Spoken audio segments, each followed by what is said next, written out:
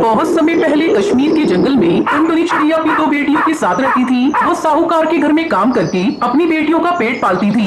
जंगल में बारिश का मौसम शुरू हो चुका था। सभी पक्षी अपने अपने घरों में आराम से रह रहे थे, पर गरीब टुनटुनी चिड़िया किसी तरह अपने टूटे फूटे घर में गुजारा कर रही थी। अचानक एक दिन उसकी बेटी पिंकी बीमार पड़ जाती है। उसकी दवा लाने के लिए टुनटुनी के पास पैसे नहीं थे। वो साहूकार से कहती है, मालिक, मेरी बेटी बीमार है, उसे ठंड लग गई है, मुझे कुछ पैसे दे देते तो मैं अपनी बेटी का इलाज करवा लेती।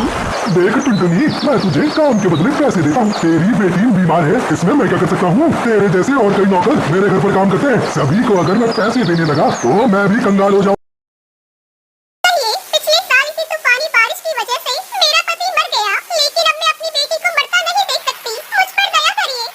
तो ठीक है, अगर तुझे पैसे चाहिए तो तू अपना घर मेरे नाम कर दे और पैसे ले जा।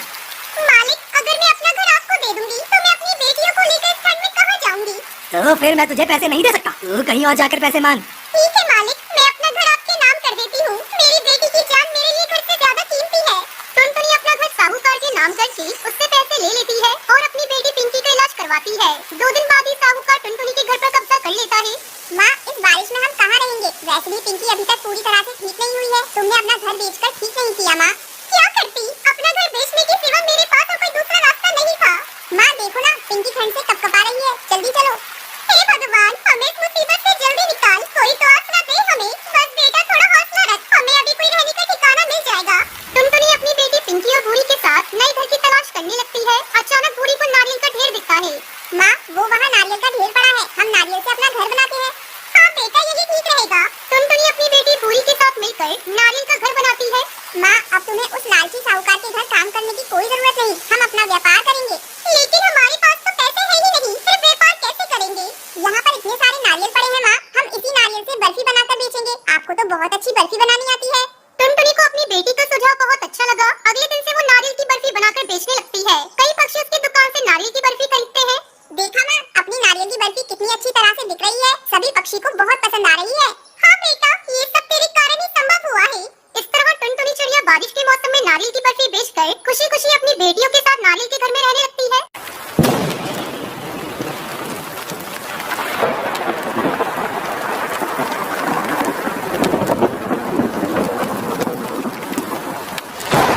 ये कहानी सुंदरवन के एक जंगल की है। उस जंगल में टुनटुनी चिड़िया एक पेड़ पर अपना घोंसला बनाकर रहा करती थी। उसके पास वाले पेड़ पर कड़कनाथ कौवा अपने परिवार के साथ रहा करता था। उसका एक बेटा था कालू कौवा, वो बहुत ही आलसी था। कुछ दिन पहले ही टुनटुनी चिड़िया ने एक अंडा दिया था और आज उस अंडे में से एक नन्ही चिड़िया बाहर आती है। आज मेरा माँ बनने का सपना पूरा हो गया। मेरी बेटी कितनी मासूम है, मैं इसे कभी भी कोई परेशानी नहीं होने दूंगी। इसी तरह कुछ दिन गुजर जाते हैं। एक दिन टुनटुनी चिड़िया भोजन की तलाश में जा रही थी, तभी कालू कौवा उसके घोंसले के पास आता है। अरे कालू भैया, अच्छा हुआ जो तुम आ गए, मैं अभी आपके पास ही आने वाली थी। क्यों, क्या हुआ? कालू भैया, मैं भोजन की तलाश में जा रही हूँ, आप मेरी बच्ची का ख्याल रखिएगा, मैं अभी आ जाऊंगी। ठीक है बहन, तुम जाओ, मैं तुम्हारे बच्चे का ख्याल रखूंगा, लेकिन आते समय मेरे लिए भी भोजन लेते आना।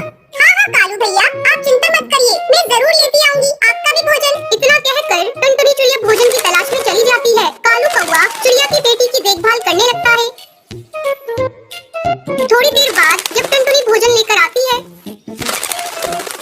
कालू भैया, आपका बहुत बहुत धन्यवाद जो आपने मेरी बच्ची की देखभाल की। ये लीजिए, मैं आपके लिए भी भोजन लेकर आई हूँ। ठीक है टुनटुनी चिड़िया, अब तुम अपनी बच्ची का ख्याल रखो, मैं अपने घर जा रहा हूँ। इस तरह टुनटुनी चिड़िया रोज भोजन लेकर आती और कालू बैठा बैठा ही खाता है। धीरे धीरे कई महीने गुजर जाते हैं और बारिश का मौसम शुरू हो जाता है। तब एक दिन टुनटुनी चिड़िया कहती है, मैं इस बारिश से अपनी बेटी को कैसे बचाऊं? मेरी बेटी इस बारिश में भीग रही है। मैं कालू के पास जाकर मदद मांगती हूँ, शायद कालू मेरी मदद करे। टुनटुनी चिड़िया कालू के पास जाती है। भैया, इस बारिश में मेरा घोंसला पूरा भीग गया है। अब मेरा घोंसला पता नहीं कब टूट जाए। क्या बारिश रुकने तक आप मुझे अपने घोंसले में रहने दे सकते हैं? मैं अपनी बेटी को अपने साथ लेकर आई हूँ। टुनटुनी चिड़िया, मैं तुम्हें साफ साफ बता देना चाहता हूँ, मेरे घोंसले में इतनी जगह नहीं है, मैं तुम दोनों माँ बेटी को रख सकूँ, तुम कोई दूसरा आशियाना देखो। टुनटुनी चिड़िया मन मटोस कर वहाँ से चली जाती है। धीरे धीरे बारिश तेज हो रही थी। अचानक टुनटुनी चिड़िया को एक पेड़ में बड़ा सा सुराख दिखाई देता है। टुनटुनी चिड़िया अपनी बेटी को लेकर उस सुराख में छुप जाती है। सुबह हो जाती है, लेकिन बारिश नहीं थमती। टुनटुनी चिड़िया अपने घोंसले की मरम्मत करने लगती है। अब टुनटुनी चिड़िया का घर बारिश में भीगने से बच जाता है। इस बार टुनटुनी चिड़िया अपने घोंसले को छाती से ढक देती है। कालू कौवा टुनटुनी के घोंसले को देखकर कहता है, अरे ये टुनटुनी चिड़िया तो बहुत ही चालाक निकली। इसने तो अपने घोंसले को छाते से ढक लिया है। मैं मौका देखकर इसका छाता चुरा लूंगा और अपने घोंसले में लगा दूंगा। एक दिन जब टुनटुनी चिड़िया अपनी बेटी के साथ भोजन की तलाश में गई थी, तब कालू कौवा टुनटुनी चिड़िया के छाते को चुरा लेता है और उसे अपने घोंसले में लगाने लगता है। तभी भुल्ला चील वहाँ आ जाता है और वो कालू से छाता छीन लेता है। कालू कौवे, तुमने बहुत गलत किया। तुमने टुनटुनी चिड़िया का छाता चुरा लिया। अभी जाओ जाकर ये छाता टुनटुनी चिड़िया के घोंसले में लगाओ। अगर तुमने ऐसा नहीं किया तो मैं तुम्हें मार डालूंगा। भुल्ला चील के डर से कालू कौवा छाता ले जाकर टुनटुनी चिड़िया के घोंसले में लगा देता है। फिर उस जंगल के सारे पक्षी और टुनटुनी चिड़िया अपनी बच्ची के साथ खुशी खुशी रहने लगती है। ढोलकपुर नामक एक गांव में कालू नाम का एक कौवा रहता था। कालू बहुत ही खुशमिजाज किस्म का कौवा था। कालू कौवा बाकी पक्षियों की तरह ही था, मगर उसकी लंबाई बहुत कम थी। वो बौना था। कई बार पक्षी कालू कौवे की कद की वजह से उसका मजाक उड़ा दिया करते थे, मगर कालू कौवा उन लोगों की बातों पर ध्यान नहीं देता था। अरे भाइयों, हाँ तुम सभी यहाँ चाय पीने आते हो या लड़ाई करने आते हो? अभी मैं तुम पक्षियों को हंसाता हूँ, फिर तुम सभी लड़ना तो एकदम बंद ही कर दोगे, वो भी अभी के अभी। क्या रे कलुआ, कैसन हो? तुम्हारा ही इंतजार कर रहे थे। अब तनिक कुछ मस्त सा सुनाई दो, ये सबका शांति के खातिर। दिमाग का दही हुई गवाह है। अरे भैया जी क्यों परेशान होते हैं? अब आपका कलुआ आ गया है ना, ये लीजिए कलुआ की तरफ से एकदम तड़कता फड़कता शानदार चुटकुला। तो एक बार की बात है, एक पत्नी अपने पति से कहती है कि अजी सुनते हो, पड़ोस की मीना की बेटी को 100 में से 99 नंबर मिला है। इस पर पति पूछता है अच्छा फिर 1 नंबर कहाँ गया? ये सुन पत्नी कहती है कि वो नंबर है अपना चिंटुआ लेकर आया है। कालू के चुटकुलों को सुन सभी जोर जोर से हंसने लगते हैं। ए वाह भाई वाह, कालू चुटकुला सुन के तो मजा ही आ गया। अब इसके बाद कुछ दूसरा सुना दो। ठीक है, आप लोगों की खिदमत में मैं कालू एक प्रश्न पेश करने जा रहा हूँ। तो सुनो, एक पत्नी अपने पति से चॉकलेट छिपाकर सबसे ऊंची रैक पर रख देती है। पति ये देख लेता है, मगर लाख चाहने पर भी उसे चॉकलेट नहीं मिल पाती। बताओ क्यों? अरे बाबा रे, उतना तो मालूम ही नहीं है, तू ही बता। अरे भैया जी, उसके पति की इतनी लंबाई ही नहीं थी कि वो वहाँ तक पहुँच पाता। मतलब वो तेरी तरह बोला था।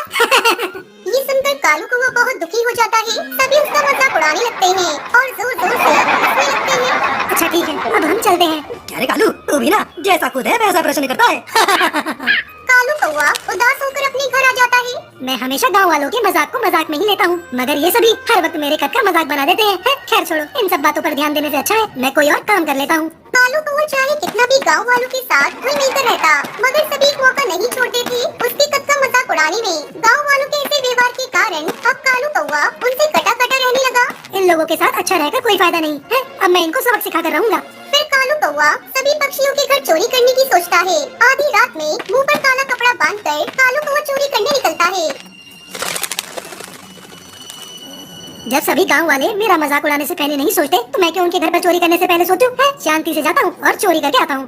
कालू कौवा चुपके से एक घर में घुस जाता है। सभी सो रहे थे। कालू कौवा धीरे धीरे सामान चुराता है और अपने झोले में रखता है और वहाँ से भाग जाता है। अगली सुबह गांव में हल्ला हो गया कि गांव में चोर घुस आया है। अब मुझे खुशी मिल रही है, अब ये भी परेशान हो रहे हैं। अब तक तो ये सिर्फ मुझे ही परेशान करते थे, अब मैंने भी इनको सबक सिखा दिया। एक दिन कालू कौवा चोरी किया सारा सामान लेकर अपने घर जा ही रहा होता है कि तभी उसे टुनटुनी चिड़िया देख लेती है और वो कालू कौवे का पीछा करने लगती है।